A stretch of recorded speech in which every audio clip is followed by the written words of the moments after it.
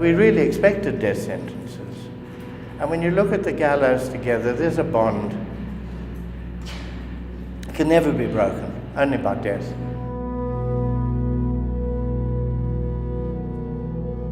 Well, first I have to tell you, he said it not as a challenge, but there was a hoarseness in his voice.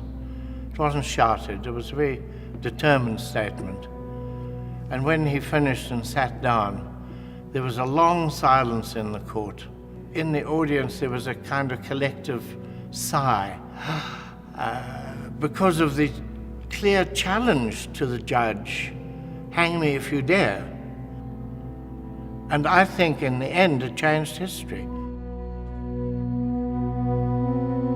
If he was charged, would I defend him or handle the trial?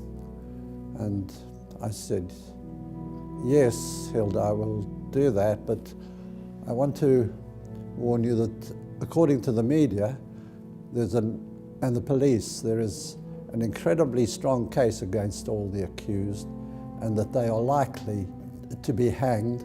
And I added, I think that it won't be helped by the fact that public opinion is against the accused. And she turned to me and said, Mr. Joffe, you and I talk different languages. Public opinion of the whites may be against the accused, but public opinion of the majority of blacks and of non-whites is very strongly in favor of the accused. And that was a lesson for me.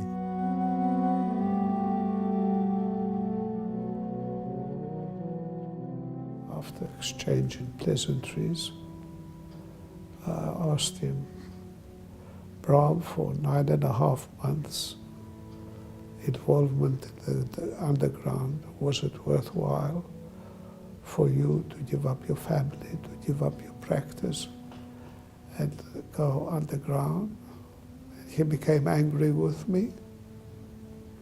And he asked me, did you ask Nelson the same questions that you are putting to me? I said, no. If you did not ask him, didn't he have a practice? Didn't he have a family? Why did you not ask him? And why do you ask me? I had no answer.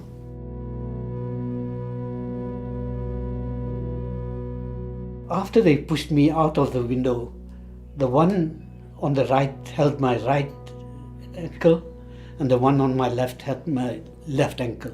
And I was dangling with these two chaps holding my ankles. After asking you whether you were going to talk or not, the one would let go of the one ankle. And, you know, I don't think anyone can actually imagine or describe the feeling that goes through your head and body.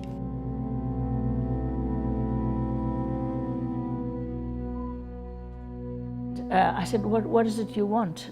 Why are you here? Because they might have been here about a defense for one of their husbands or so on. They said, no, our husbands were hanged this morning in Pretoria, and we wanted to know how we can get their bodies.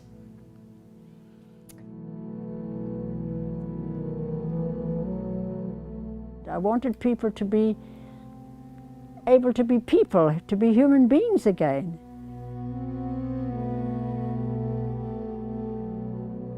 We arrived at the prison and I said to then Colonel Okamp, who was the head of prison security, you look so happy, you look like the cat that licked the cream.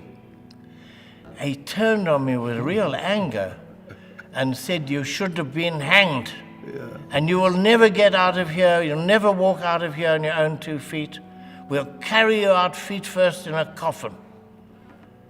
And well, I can tell you that as a brigadier general in the prison service, he passed away before we were released.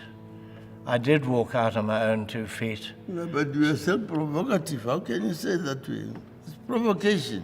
Well, of course. What more can they do to me? I'm in prison for life. What can they do? You are a cheeky man, very cheeky bastard.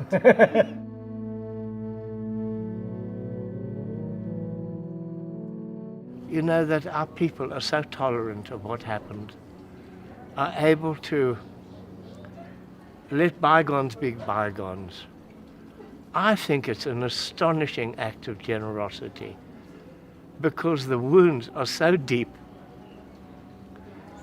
in the perpetrators, in those who've suffered and their families. And yet somehow we've managed to hold it together. Let us know that for each, the body, the mind and the soul have been freed to fulfill themselves. Never, never, Never again. and never again shall it be that this beautiful land will again experience the oppression of one by another. God bless Africa. I thank you.